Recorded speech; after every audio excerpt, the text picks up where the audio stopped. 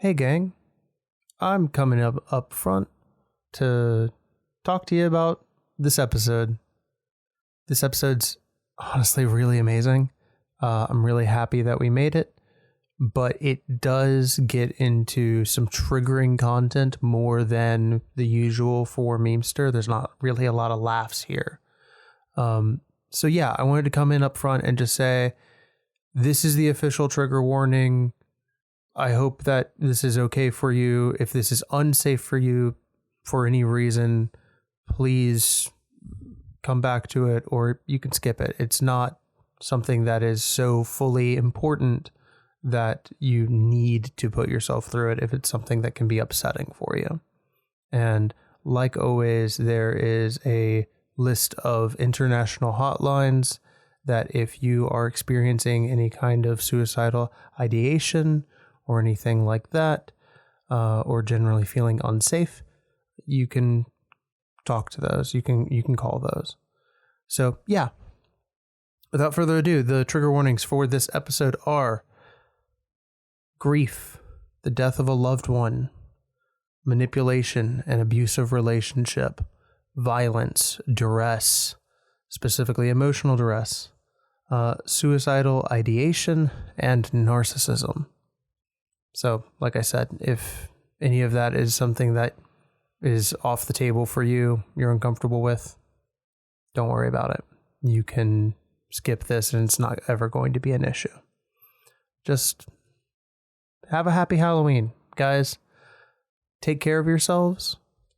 And I hope that you get to eat a nice candy this Halloween. And remember, you matter.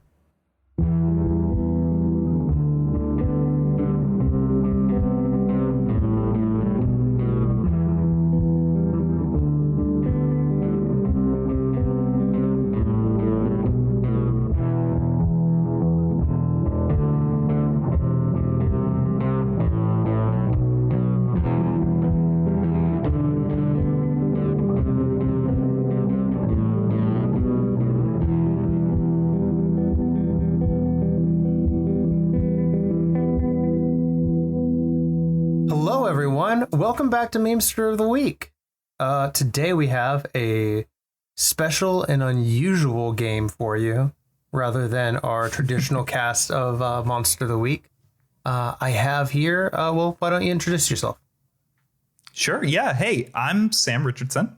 I am the keeper for a little show called Pest Control, which is a fellow Monster of the Week show being produced with Alt Haven. And I'm super excited to be here today. Yeah, thank you so much for coming, Sam. So today's story is going to be a bit different than usual. We are kind of playing Monster of the Week, but we're also taking in and adding another game into the mix. Sam, can you tell us more about that? Yeah, absolutely. So I bullied Jason into including a game that I've been wanting to play for a little while here called Spindlewheel. Spindlewheel is an interpretive storytelling game by Sacha Renaud. It is sort of like story prompt tarot cards. So each card has printed on it an object or a subject or something cool, and then two ways of sort of interpreting it. So just off the top of the stack here, I'm going to draw a card, which is the Black Book. And it says, beneath the Black Book on one side, it says an old memory, a family tree, a private journal. And on the other side, it says bribes taken, murders bought, secrets recorded. So that's the basic vibe of the game. And normally in a game of Spindlewheel, you are drawing cards in an actual tarot pattern and then sort of, interpreting things and laying out a story and drawing additional cards to influence that story. We are going to primarily be using it to set the scenes of what we're about to do today. And then from there, once the scene has been set, we will continue to play Monster of the Week, for which I have built a character. Yeah, of course.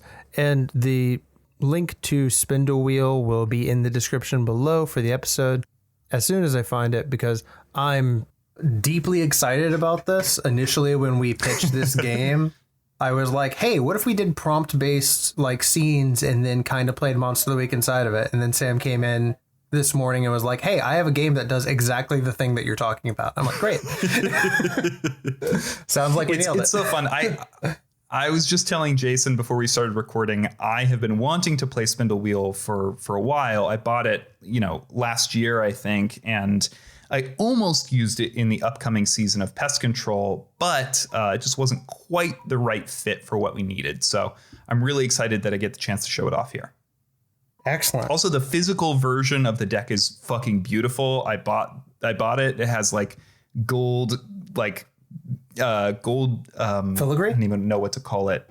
Yeah, filigree or something like on the spines of the cards. Oh. It's beautiful. It's kind of expensive, but in my mind, it was worth it. So excellent. Wonderful. So I think what we're going to try and do, we're going to try and tell a love story as much as we can, with the horror that comes along with love. A story in 5 parts here. So let's get into our characters.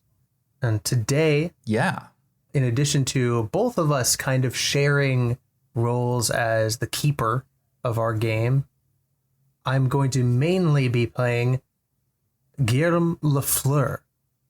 You might recognize Lafleur as the kindly butler and homunculus of the Mistrend Manor, serving the Bridges family and helping out the gang in Memester proper. And so we'll get a little bit of an insight into Lafleur here. Lafleur is going to be using the Pararomantic playbook. He's around 6 foot, 6'2", dark hair that's getting a bit shaggy, and currently works as an apothecary in 1700s France. It's so funny that you are the one playing the Pararomantic here, because I feel like it will maybe be my character that is more invested in our relationship. I am playing Davia Mistrend, who goes by Davy, who is going to be using the Wronged playbook. She is like a fairly small blonde woman, not very physically imposing, but extremely sharp eyes. I have been watching the latest season of Andor, and I'm sort of pulling from Dedra Miro, who is the ISB officer in that show, with a little more kindness. I think that actor does a good job of leaning into the kind of psychopathy of her character. And that's not necessarily the direction I'm going in. But yeah, sort of small, fairly short, probably like, 5'2", something like that. Blonde hair and kind of a hawkish nose, I think. She is the youngest daughter of the Mistrend family, and she was pressured by her family to marry above her station, or at least, commensurate with her station, and has instead, well, she's done a Frankenstein. She is Guillarm Lafleur's creator. And unfortunately for Guillarm, who it appears seems to want a life of his own, she believes that he owes her a life together. And I think, over the next 5 chapters or parts or whatever we want to call them, I think we will see her attempt to enact that vision, regardless of what Guillarm wants necessarily. Okay, so I have 2 questions for you. One, because it's always ammo that every keeper wants to know. You chose the Wronged playbook. So what is your target? My target is Guillarm. Interesting. Yeah. I chose the wronged with, my thumb on my nose a little bit here. I think that Davy believes she has been wronged. I don't know that everyone would see it that way. Okay. I don't know that I don't think she lost a friend or a loved one or anything like that. I think what she lost was the life that she had planned for herself when she built Guillarm. So I think, I don't necessarily think she's out to kill Guillarm, and I've sort of spec'd my character away from the direct violence output that I think the wronged is most known for. But I do think she feels wronged. Okay. I think that's very interesting. I think my second question here is, at the start of our story, is Guillarm already a homunculus? Or are we in the process of becoming that? Ooh, that's a great question. I feel like Guillarm loved Davy before they became a homunculus, and them being turned into a homunculus against their will is the thing that starts to cause friction for them. Could it be? I mean, so we are setting. I don't know if you have mentioned this already or not. If you did, my apologies. But we are setting this in the past, correct? Yes. In the 1700s, is that right? Somewhere in Europe? Yep, 1700s Gothic kind of France. Cool. Think of Bloodborne, but if it was nice to a certain degree. Yeah. Yeah. If it wasn't horrific. Yeah. I wonder whether Davy and Guillarm were lovers and Guillarm, died or was killed. Yeah. And Davy could not brook that. She could not handle his loss and brought him back against his wishes. I think you're exactly right. I would also say, you said that Davy's family was kind of insisting that she marry into or above their station. I've always imagined them as already being fairly wealthy, not necessarily like fully aristocrats, but like on the way to that. For sure.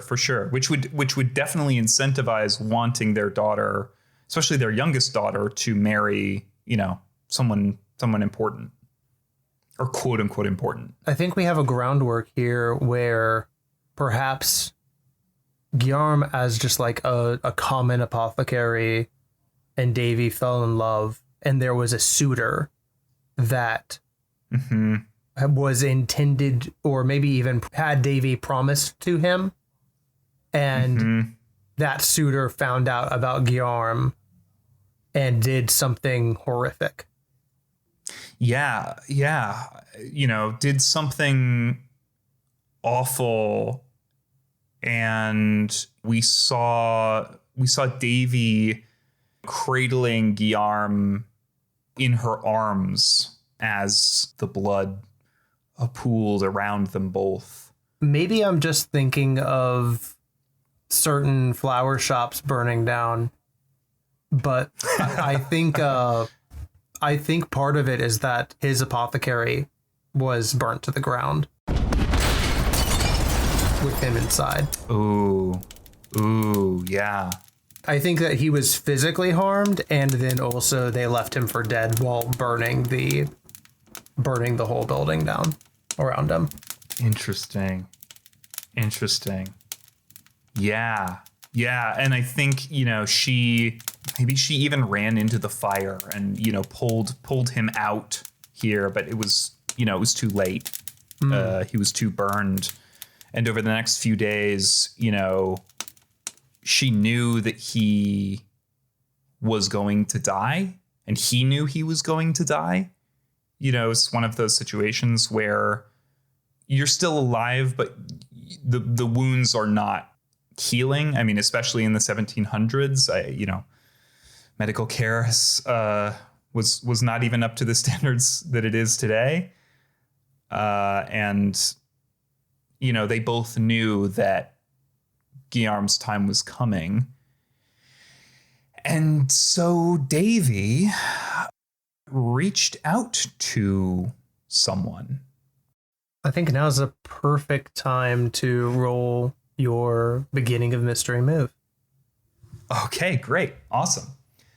So Jason, in his infinite wisdom and also to what I'm sure will be his chagrin, has let me pick 2 advancements for my character, for Davy here. One of which I have chosen as my haven. So Davy has some sort of haven going on, which may come up at some point. And the other of which is a move from the Initiate playbook. This is actually the move that comes with the Initiate, the one that every Initiate must choose.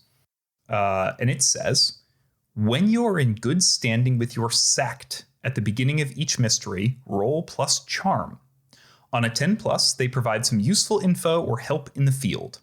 On a 7 to 9, you get a mission associated with the mystery, and if you do it, you'll get some info or help too. On a miss, they ask you to do something bad. If you fail a mission or refuse an order, you'll be in trouble with the sect until you atone. So, with that in mind, I guess I'd better make a roll. That is a 5 and a 4 plus Davy's 0 in charm. So that is a 9. Okay. So I get a mission associated with the mystery, and if I do it, I will get some info or help. So what does that look like, do you think? A mission associated with your mystery. I think the broad scope of what Davy's mystery, their mission is now, is to find a way to heal LaFleur, right? Yeah. How to make him whole again. Right. How to bring him back. Yeah. I think even this might be the first time that Davy is contacted by these people. Oh, for sure. I think that she, in fact, may have reached out to them. Not that she knew of them in the first place, but I think that she was trying to reach out to anyone and anything that might, promise an answer here. She was reaching out to priests and occultists and medicinal healers and witches and, using her family's political contacts to reach as high up the chain as she possibly could. And I think being stymied at every turn here, not learning much of true value until she met with this group. What did it look like when they contacted her? I mean, is this like how does this group typically contact people? Oh, I got it for you. Don't worry, bud. Okay. I'll answer your question with a question. Mm-hmm. The area that LaFleur is being kept, what does the room that has his deathbed look like? Davy has managed to convince her family to allow Guillarm to die at the estate.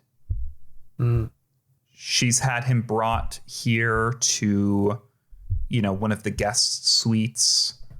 I think the walls are kind of a beautiful, light blue. There's crown molding, wrapping around the floorboards and the ceiling. Big windows, big tall windows, letting in soft light through curtains. Guillarm is resting in a 4-poster bed with, these luxurious sheets pulled up on him. And there's various trays, silver trays set out to either side containing, medical equipment. There's a doctor's bag on one side, whatever doctor that Davy has brought in, we see him pull away from Guillarm and just kind of give Davy a little shake of his head. We see him clasp his doctor's bag and turn to leave. And I think she hears the door click closed, and she just pitches forward onto the bed, her head onto the bed here, onto her arms, and begins to sob. And Guillarm at this point he's unconscious. I think there's not much time left, moments or hours. It's hard to say which. Guillarm is nearly motionless in the bed. The very soft rising of his chest and falling. It's slow. And through the sobs, Davy starts to hear a tapping at the window. I think it takes a while for that to register. I think at long last, she heaves a sob and that space is filled with an emptiness, with a hollowness. The tears dry on her cheeks. She leans back in the chair, and I think for the first time maybe starts to hear that tapping. And we see her face twist with an anger, with a frustration that anything could be interrupting this moment. And I think she stands quickly from the chair, from the side of the bed, and turns to the windows and rips the curtains open. The first thing that she sees is dark red eyes. She starts away from the window. Is attached to a snow white body with dark brown, nearly black wings. This is a black winged kite tapping on your window, and it has a letter in its beak. Tentatively, she reaches up and unclasps the window and reaches and grabs the letter and pulls it off, its leg from where it's tied. As you open up the letter, I don't think that there's a lot of information here. There's just an address and a time and the words, "I've heard that you needed assistance. Come meet me." Is the time soon? Yeah, I think it's in the next 2 hours or so, after the sun sets. She closes the window, finishes the letter, and looks down at Guillarm and realizes that she missed the moment. His breathing has stopped. And for a moment, she thinks to take his hand, to kiss him on the cheek, to cry again. And then she looks down at the letter, and the next thing we see is her knocking on a door.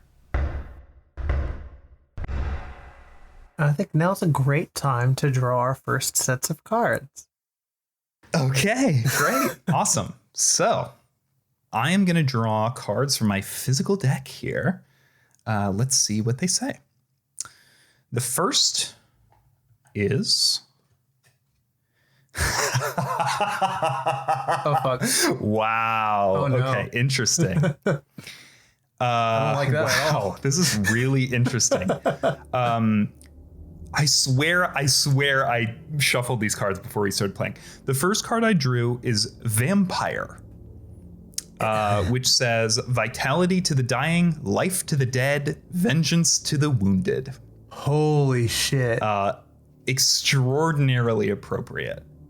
The second card is Vagabond, a wanderer bearing only a suitcase, story, and a smile.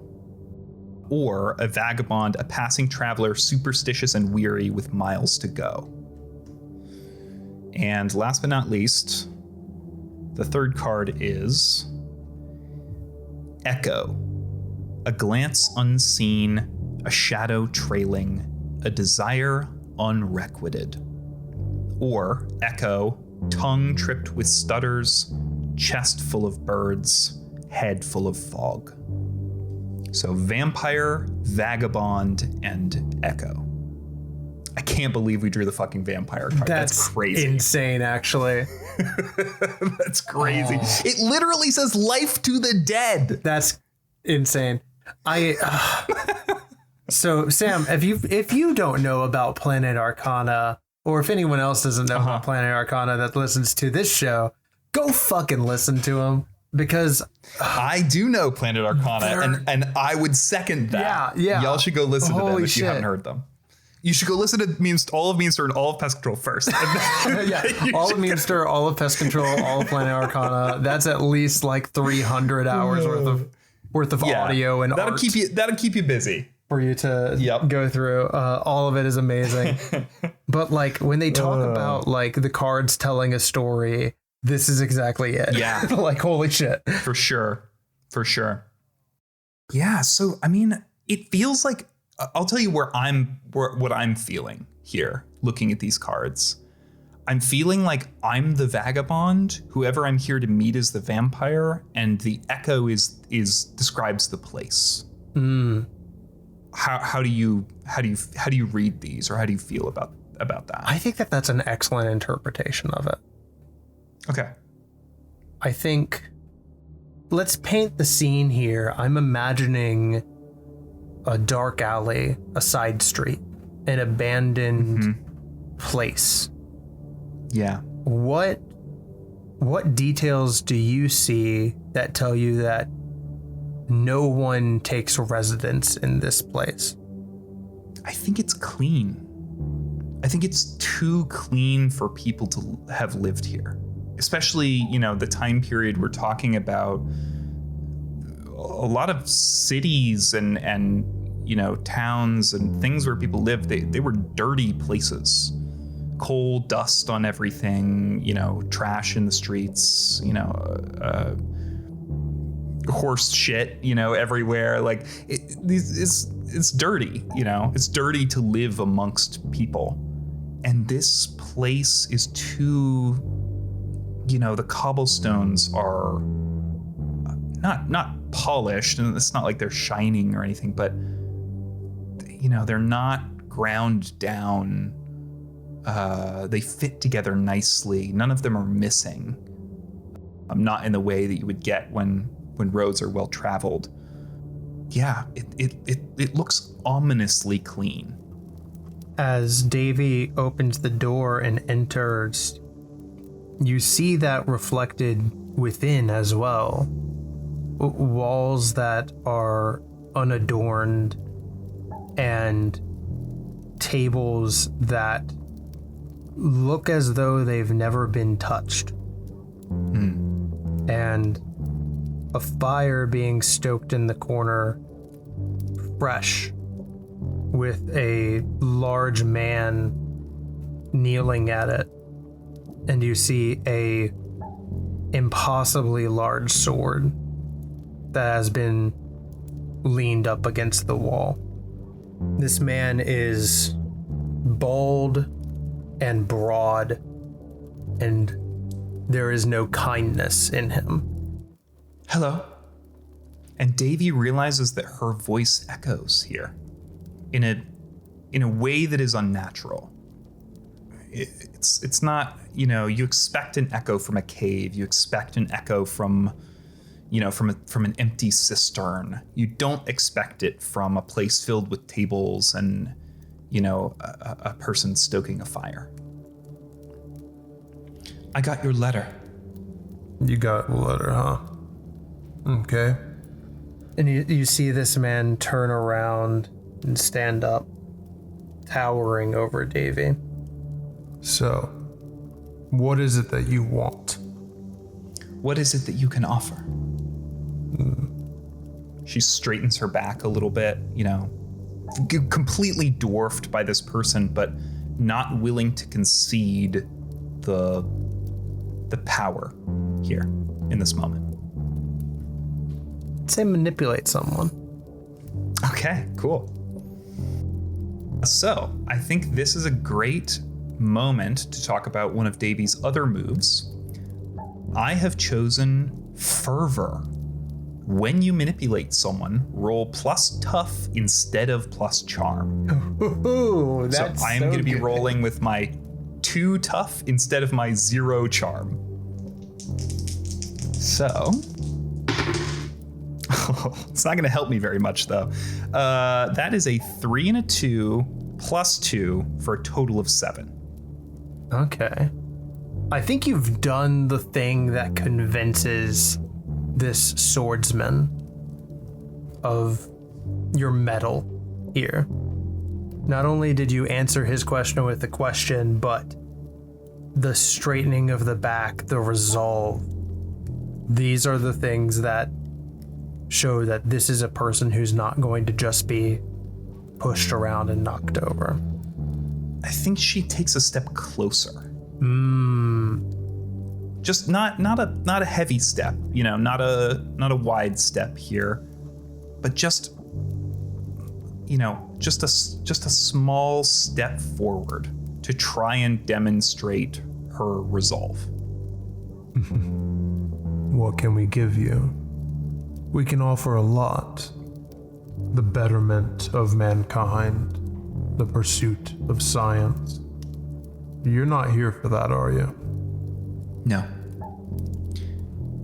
I think you know why I'm here. How bad is he? And this is the first time she looks away towards the crackling of the fire. She says, bad. Can't bring herself to admit here that he's already gone. Okay. Here's what we're going to do.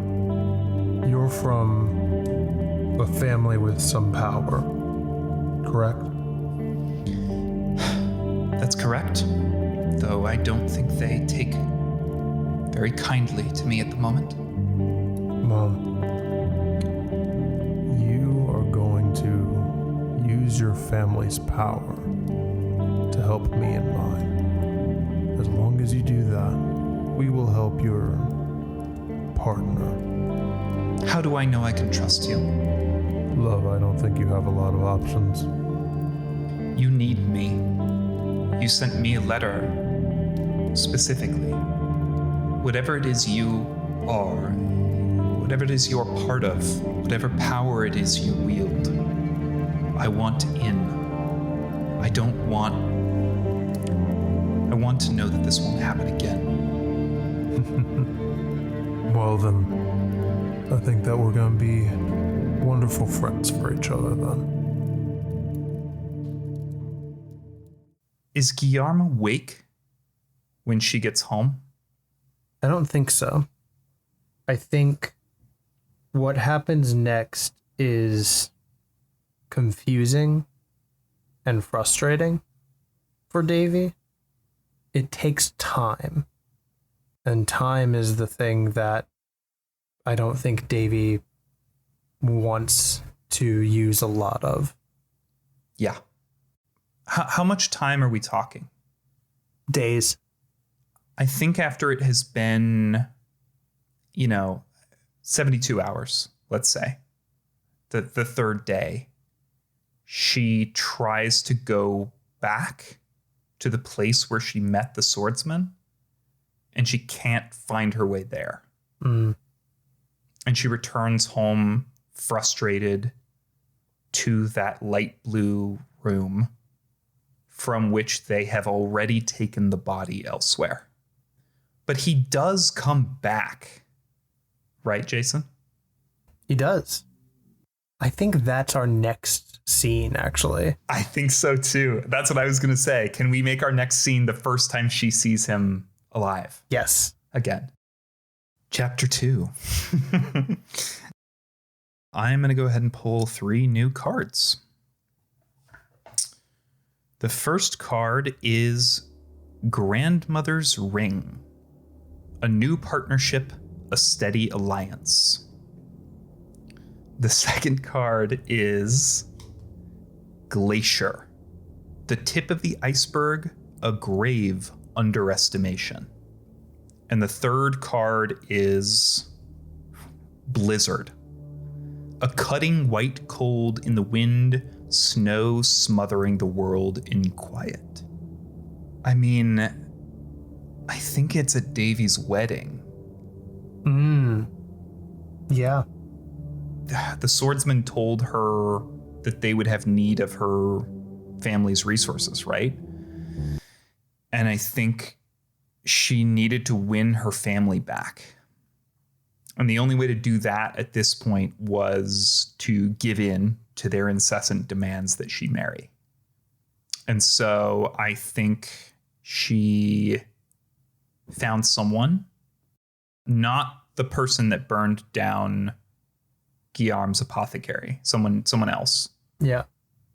And she spent the year wooing them, convinced that if she could only get access to her family's resources, that the swordsman would hold up his end of the bargain. I think that's the new partnership, is Davy and this rube, whoever it is that she's marrying here. And I love the idea. I don't know if we want to make this quite so literal, but like, I love the idea of their wedding being cut short by a blizzard. Yeah, maybe it's a winter wedding. I picture maybe he's Swiss. He's from like the Alps, and they've gone to be married at like his family's estate or whatever up in the Alps in what should have been still the fall, what should have been, kind of the beautiful trees, leaves falling off the trees kind of moment. And what has instead been in sort of unseasonably soon winter, culminating in a blizzard, the same day as the ceremony. Yeah. And this is, I'm definitely pulling on Frankenstein here, a like early November wedding that has turned into a deep snowstorm. Yeah. And I'm wondering, I feel like they kind of like they get brought inside. It was supposed to be out by the lake or something, right? It was supposed to be at some like picturesque spot here. And they started to do the ceremony even as the first snows began to descend.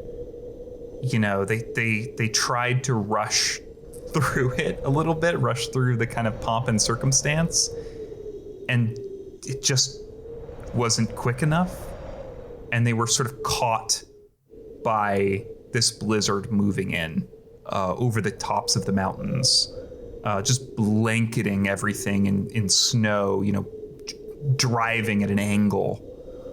And they fled inside to whatever estate or chalet or whatever the place looks like here. Yeah, I want to even say that it is as the like quartet that has been hired for this event, as they begin to start playing Here Comes the Bride, that is immediately swallowed by a deep wind coming down from the mountains and nearly blowing them over as this snow just starts covering everything in a layer of ice. And I think this guy, let's give this person a name. Who do you think this guy is that she has managed to convince to marry her? Well, you said he's Swiss and from the 1700s, so we can have a quick Google here. Okay. Jean-Louis Widmer. Widmer? Do you think that the ceremony is complete? Or like, did they manage to, have the rings been exchanged, or is she still clutching her grandmother's ring? I don't think it's gone through yet. Okay. I think cool. they've been like ushered in and huddled in this smaller, like humble chapel. Yeah. Jean-Louis, I'm terribly sorry. I'm sure that we can still make arrangements inside here. It's still a beautiful day. Don't you think? Of course, love. Today is always going to be a beautiful day because you're here. She gives him. I think she gives him kind of like a pat on the leg, pat on the thigh, like not dismissive necessarily, but not romantic. Not romantic in the way that you would imagine being married would be. Yeah. She says, I'm going to go find something to drink. I'll get you something as well. It was that the Chardonnay that my family brought. You were keen on it, yes? Oh, yes. That sounds wonderful. I'm sure after a little bit then we'll be set up to continue the ceremony. Of course. I love you. And she stands and turns and makes her way towards the wine cellar. When she first sees Guillarm here, what is he doing? I think Guillarm is perusing, actually. Okay. I think that Davy goes in from a staircase that is built into the chapel, going into this cellar. And the moment she opens the door to the cellar and starts heading down, she notices that it is much colder than she would imagine. And she gets to the bottom of the steps and turns the corner and also realizes that it is much brighter than she had thought, because the outside doors to the cellar have been flung open, exposed to the blizzard outside. And having stepped out of the snow with it pooling around the staircase, she sees Guillarm just perusing the vintages that have been provided for the event. I think she drops the ring and it pings off the stone and rolls like deep under shelves full of wine here and the casket and things, like in a place that's going to be impossible to reach. Guillarm. Hello, my love. It's been too long. I think we can see in her face a desire to rush forward and also a hesitation. I think she's thought about this moment so many times. She's imagined it for herself. And there's a part of her that doesn't want to believe it's real, or that worries that she'll risk breaking the illusion here. And I think she's just frozen, not only by the cold, but also by the moment. Guillarm steps forward slowly. He doesn't want to scare her, but he just reaches out his hand and uses the back of it to just caress the side of her face. And it's cold as ice. Does he look different now? I think in his prime, Guillarm had been broad-shouldered, cheerful, and a bit clean-kept, but a bit shaggy-haired. And I think some of those things are gone now. His shoulders, well, they're still the same measurement. None of the matter disappeared. The way that he holds himself, his shoulders kind of slump forward, and there's a sallowness to his face, a droop in his eyes, like he's not slept for months.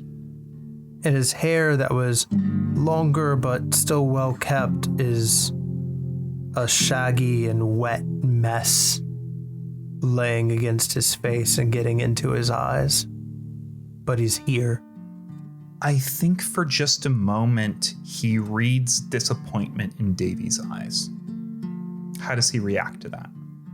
I think he's hurt. And I think this hurt is the beginning of a fissure for him.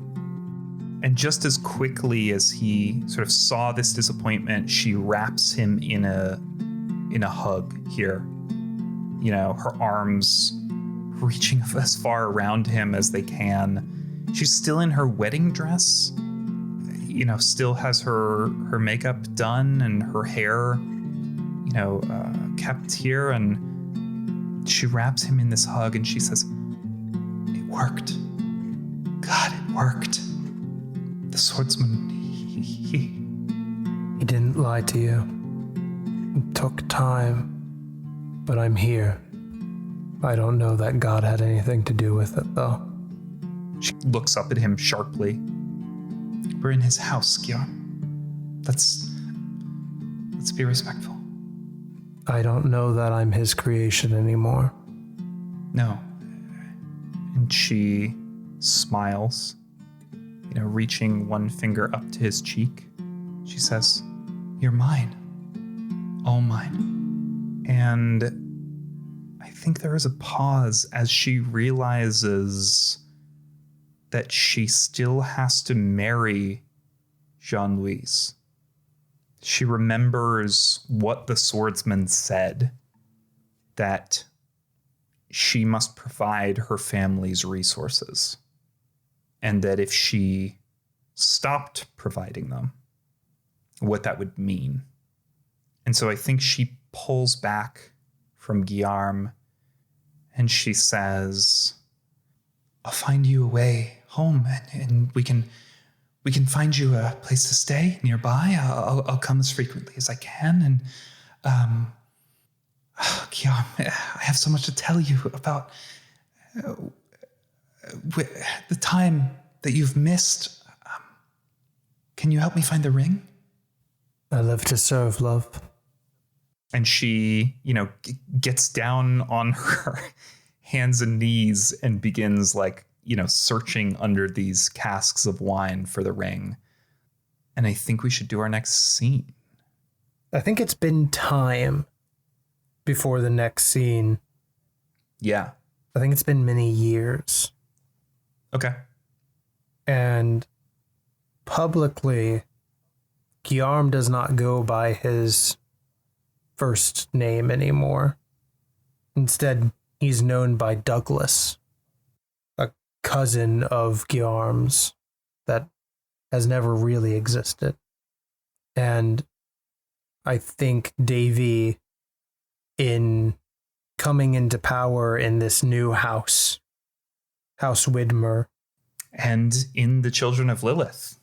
yes, in this new position, I think she was able to get Guillarm hired on as a servant, someone that she could keep close while Jean-Louis does what he needs to do. All right, I'm going to draw these cards.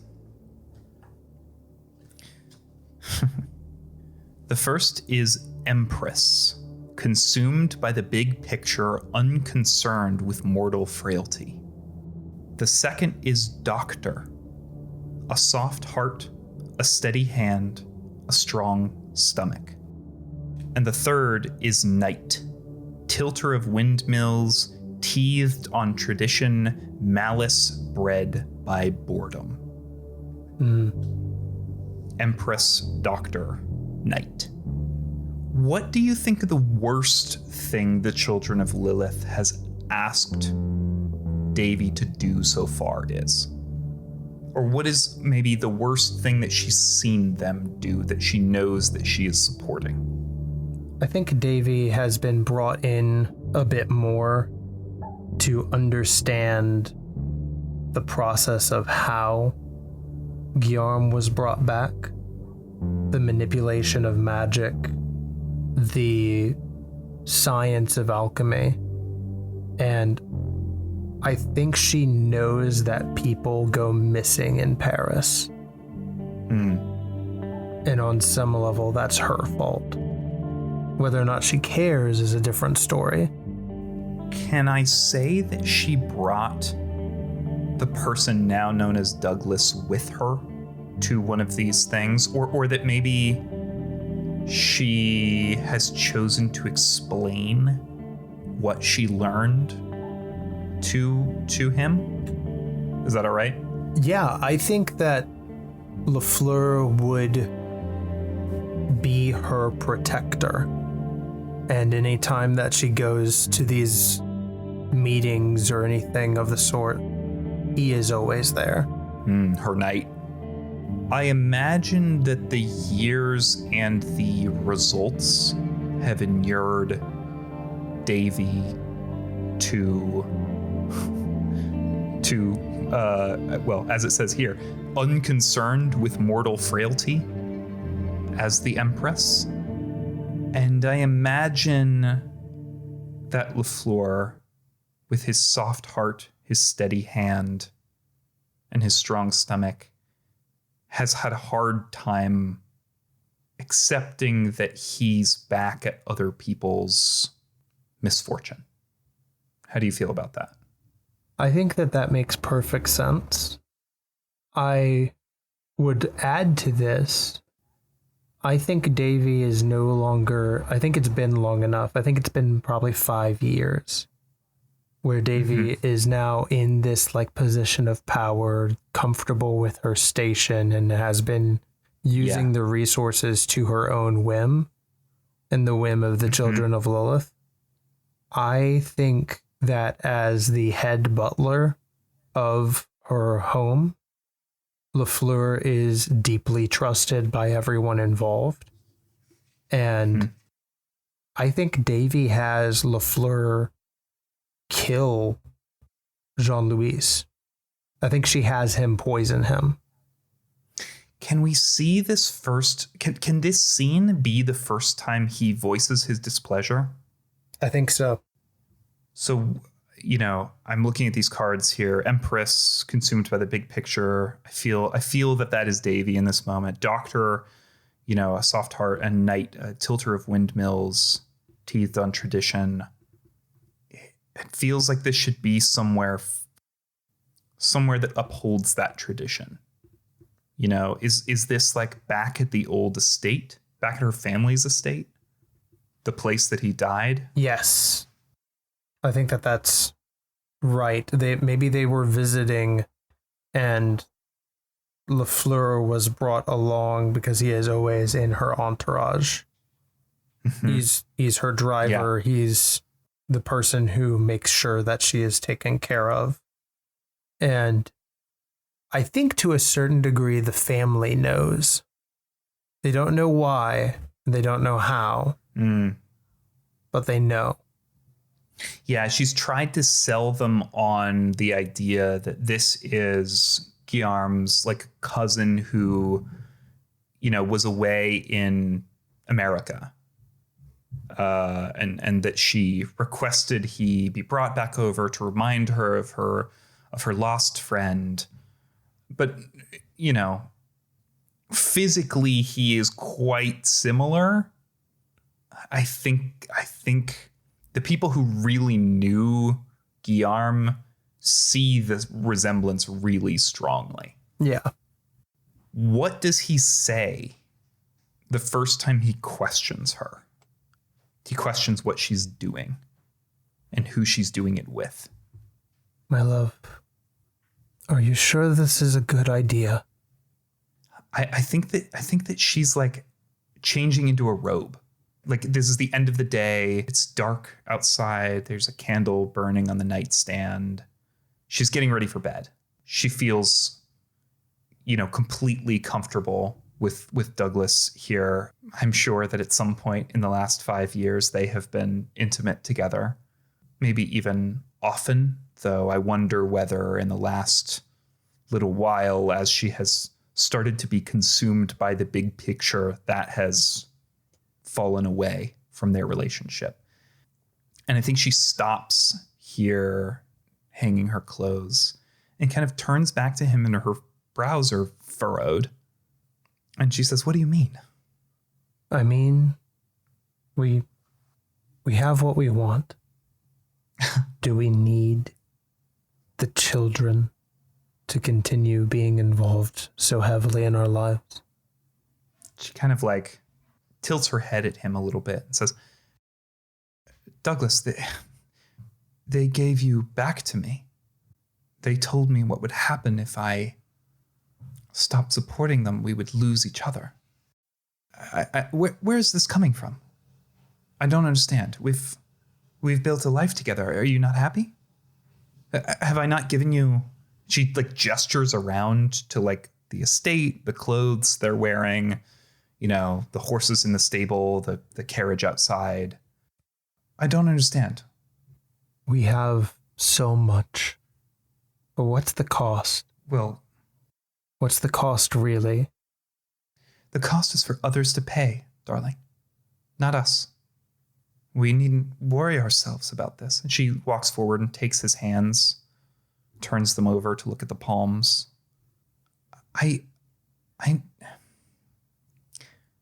Douglas, I need more time.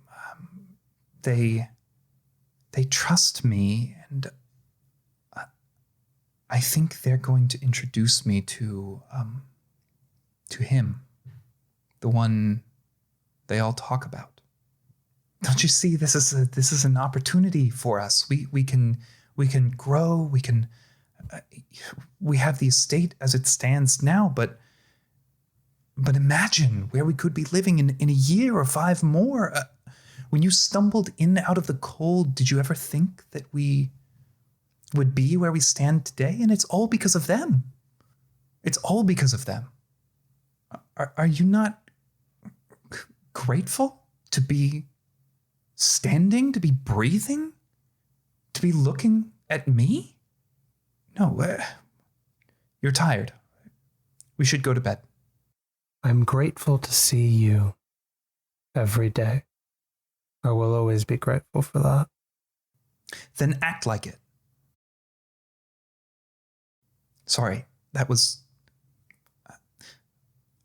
I'm sorry.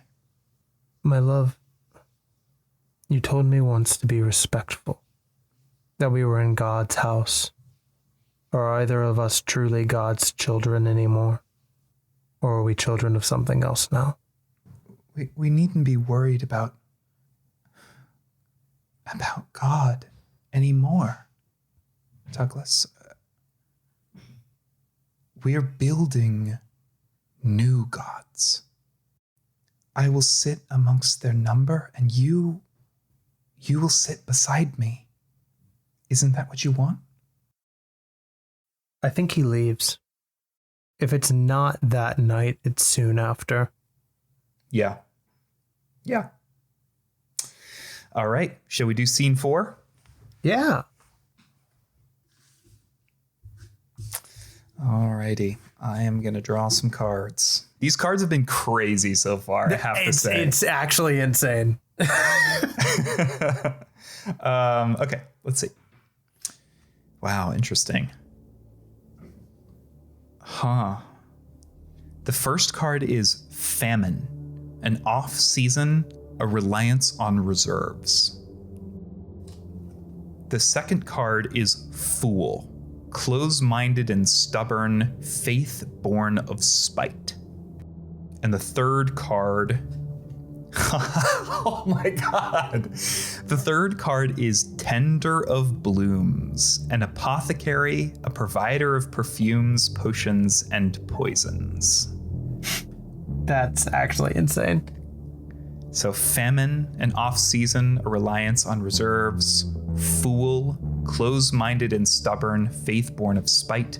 And Tender of Blooms, an apothecary, a provider of perfumes, potions, and poisons. I mean, it sounds like he started a new apothecary somewhere, right? I think it's worse than that. Oh, no. Okay. I think that LaFleur's conscience is getting to him. Can't be having that. He can't bring himself to cause the end of his own life. But he also can't allow more people to die in service of the thing that brought him back. And I think there's time here. I think LaFleur had left and was gone for a long time. How did Davy deal with LaFleur's absence?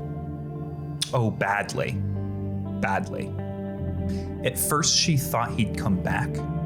And I think that year waiting for him to come back taught her to be patient in certain ways. Not patient like, oh, you know, it'll happen when it'll happen, but more like, I know this thing will happen. And so I'm not going to spend extra energy making sure that it does. Can I pitch something? Yeah. Go for it. I think America has recently been kind of pushed into the forefront, and we're seeing like the frontier kind of coming along. I think it's the beginning of the 1800s here, and Okay. Davy wants a new foothold and has ordered work to begin on Mistrend Manor. Yeah, I feel that I think someone requested this of her. Someone, you know, I don't think Davy, for all of her talk and all of her bluster, I don't think she is as high up in the order in the Children of Lilith as she maybe thinks that she is. I think that maybe they still think of her as a useful tool and less of an equal. And I wonder who told her to begin construction and what it is they told her they wanted. You know, did they say the children want a foothold in America? You know, and leave it up to her to decide how exactly that was to take place. I think it's even less information than that. I think that there were coordinates, if coordinates existed in this time period. I'm not entirely sure. I think that there was coordinates or a general address out in the West in an expansion. And this information was given to Davy, and they were just told, make sure that we have something here, essentially. The resources were spent and teams were sent out. Contractors were arranged for this grand house to move into in time. And I think pulling on the famine card here, I don't think Davy did a very good job of this. I don't think that this is her skill set. Striking out on the frontier and building a manor. You know, I think she is the fool in this situation. Closed-minded and stubborn, faith born of spite. She thinks to herself, Douglas, and she thinks of him as Douglas now. A slow erosion of his old name into the new one. That Douglas cannot help but be drawn to her. That he will always return as the loyal must to those they owe a debt. And she strikes out to build this manor and does so and waits and waits and waits. And she is awfully far from, any sort of town or anything along those lines. She's living in this manor as it's being constructed around her and expecting any day for Douglas to walk through the door. And she is building resentment every day that he doesn't. I think it takes years. Yeah. And then towards the end of the completion of this manor, one day, Guillarm comes home. He's been keeping track, friends of friends, finding out as much as he could. I think Davy's rounding out her 40s. Does Guillarm look any different since the day that he walked into the basement of that chapel? No. And I think there's resentment there too. Hello, my love. Hello, Douglas. It's Guillarm. And you know that. She turns to, whatever contractors are here, putting up walls and kind of decorating. And she says, "You're dismissed for the day. I will expect you bright and early tomorrow morning to make up for the time, of course. But for today, take the rest of the afternoon, see to whatever it is you need to see to. Take your crew. I don't want anyone here. I need to speak to Guillarm alone." Why now? This is a beautiful home. Why now? I missed you. You missed me. I missed who you were, who we were.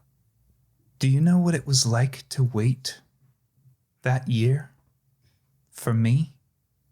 Have you thought about it? I think about it every day, love. No, you don't. You don't. Or you wouldn't have done it to me again. The swordsman tells me that the children of Lilith have been meeting resistance. You wouldn't know anything about that. How could I? I'm just an apothecary. That's all I ever was, an apothecary, a butler. That's all you ever were until we brought you back, Douglas. Guillarm. Don't you see? Can't you see this life you're living? It's ours. We gave it to you. And now you use it to spite me? To spurn me? For years? Douglas, for years I am left alone to wonder what has become of you.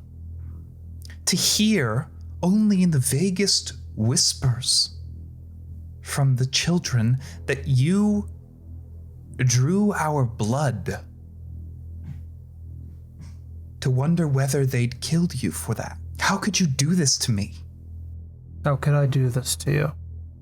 How could I do harm to people who were hurting, killing, abusing others? Someone has to pay the cost. You act as though you've never hurt a fly, but I watched you poison Jean-Louis. I watched him day after day fade away. Your hands are not clean. No one's hands are clean. You had the chance to seize life from the jaws of death, and you have chosen death instead. Though you stand before me, your shadow has faded, Douglas. I hardly recognize you anymore. I'm sorry for that, my love. Don't stop. Stop calling me your love. If you loved me, you would have been here. You wouldn't have fled in the night like a thief. My family checked to make sure that you hadn't stolen from me or from them. Do you understand? They told me they knew it was you. that you'd always been beneath me, that they couldn't understand what I had ever seen in you. And for the first time, Douglas, I heard them.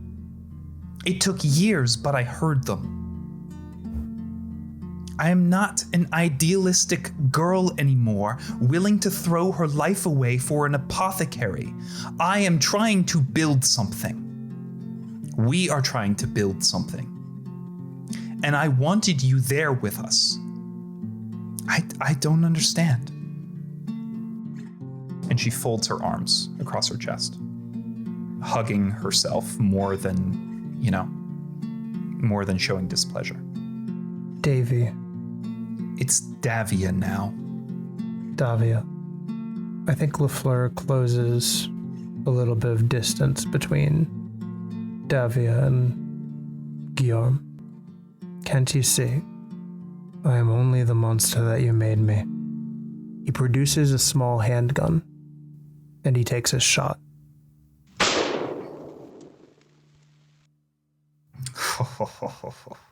A mistake. Should I roll something here? Yeah, man. I think it's time. Okay. Is this act under pressure? I think it's act under pressure on their end, and I think it's kick some ass on my end. Okay, cool. Let's see. I got a 0 cool. So I rolled a 6 and a 5 for 11 on act under pressure. Okay. For a kick some ass, I think I made 2 playbooks for LaFleur. There's a playbook from the past, and there's a playbook from the present. And I feel like this is closer to who he is now than who he was at the beginning. Yeah. Which means he is now the monstrous. Ooh, okay, cool. And that means he has unholy strength, which allows him to roll plus weird when he kicks some ass. Cool. So with a 4 and a 2 on the die, that is 6 plus 3. Okay, great.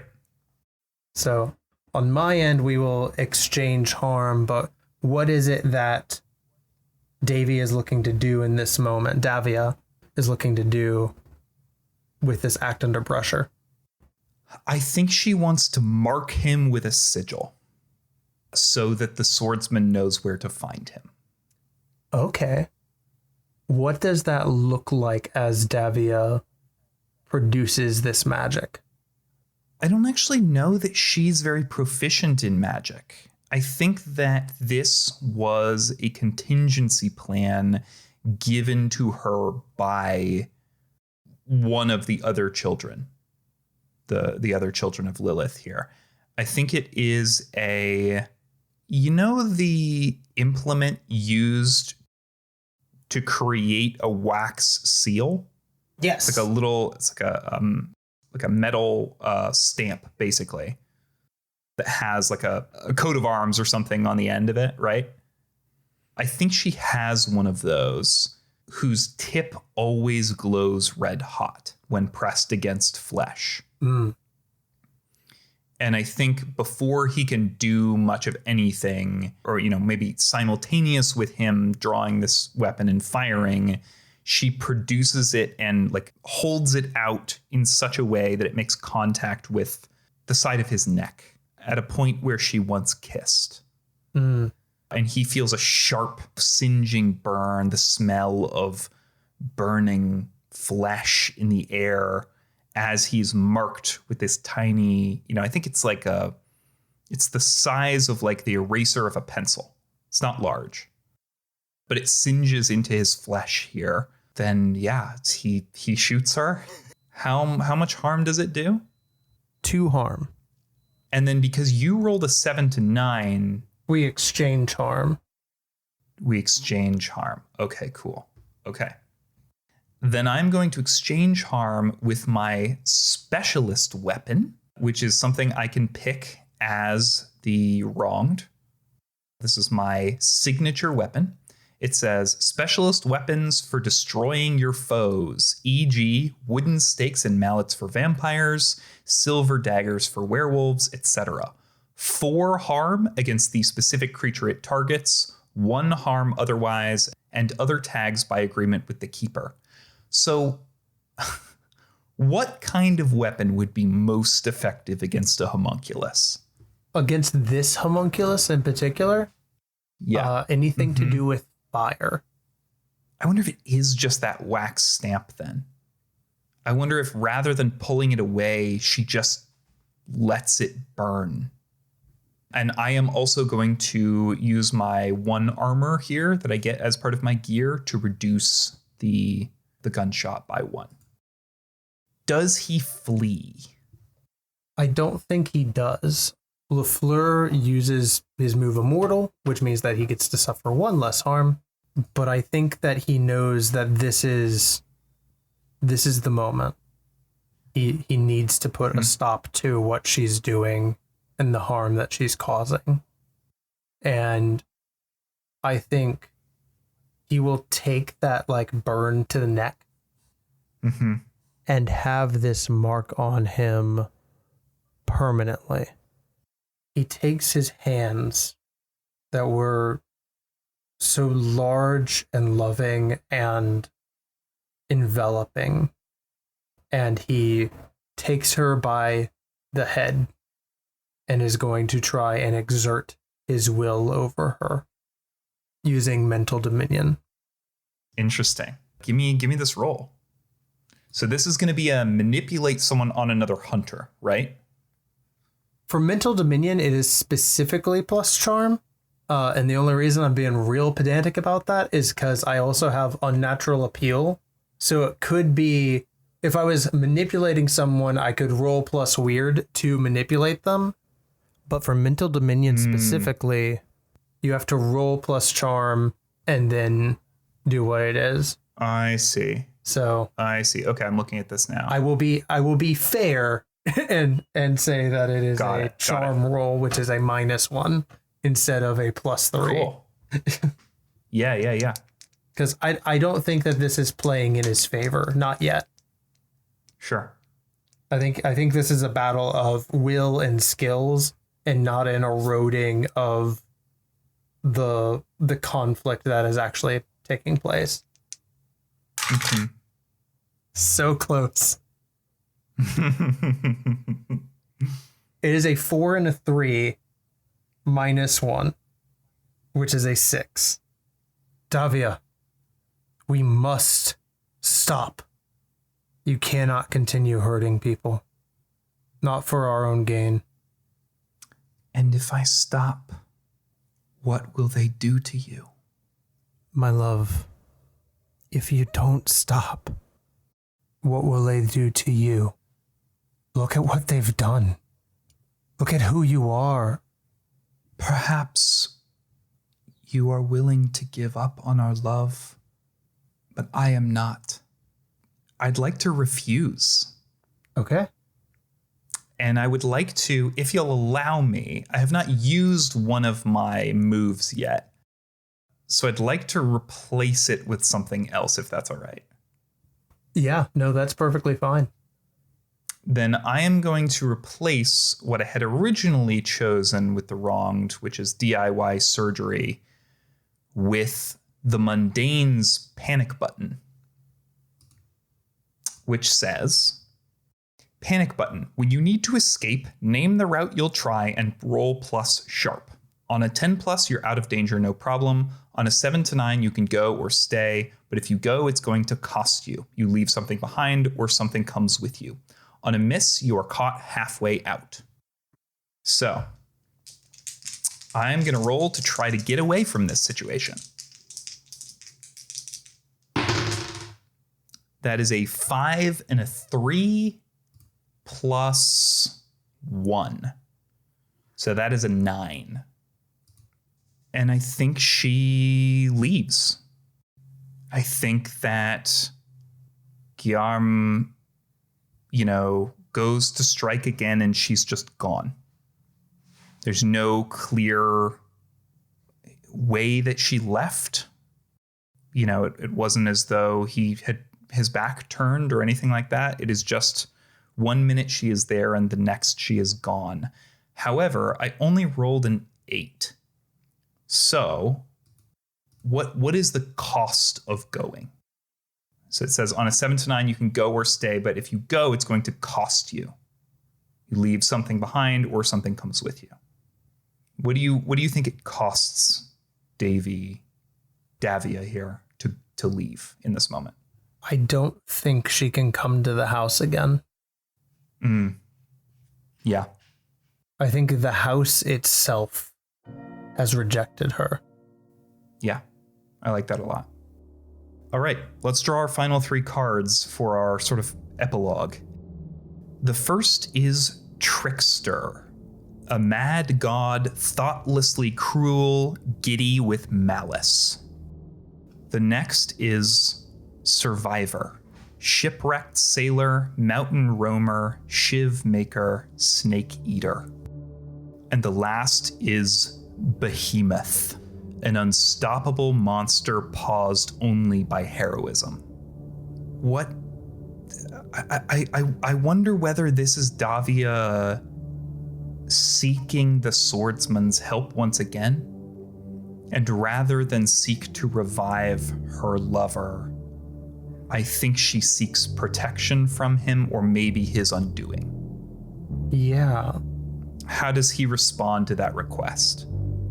I think she's older. Yeah. I think she's been surviving and like trying to get away from Douglas, who continues to come after her here. I think she's in her 50s. We're starting to see the signs of old age on her. Her hair has gone gray, and still the swordsman and Guillarm and all of the other children of Lilith, they all look the same. Yeah. And she's confused about why they haven't given her the secret of their immortality yet.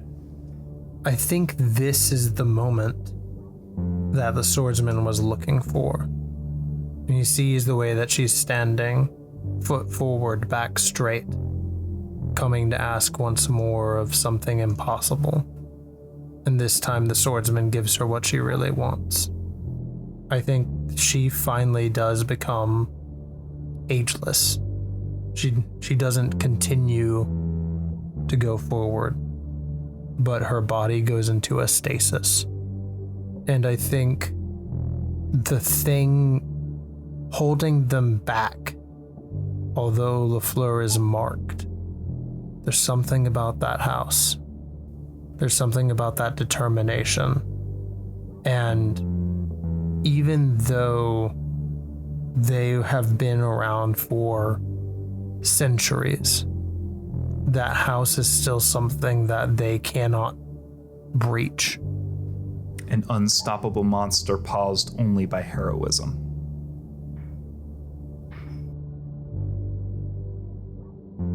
I want to say on clear days, Mistrin Manor sits towards the top of the mountains in Fort Collins, Colorado. And we're present day now. LaFleur is looking over and sees Dan and Mordecai and Journey hopping into the van and making their way into town to attend classes or see a friend, trying to live a somewhat normal life. And there's a tapping at the window. LaFleur turns. It's the same bird, though LaFleur doesn't recognize it. He had passed by the time she stood to go to the window. But we know it to be the same. And it has another letter tied at its leg. The letter reads, "I still love you.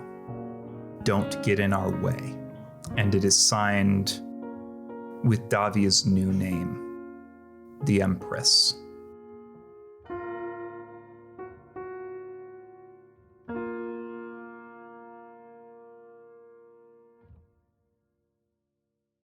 Thank you so much, Sam. Oh my God, this was awesome. This was amazing. This is Yeah, agreed. exactly what I expected a session between two of us just getting to be really dramatic bitches to be. Fuck, this is so Yes. good. Yeah, the name of this game was Spindlewheel. The link will be in the description. Thank you so much, Sam, for hanging out. Of course. And I will see you next time. Maybe I'll, maybe I'll come back and play Davia sometime. Yeah, I think you've written a solid part for yourself, my guy.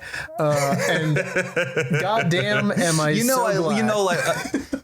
I love to play morally complicated people. So yeah.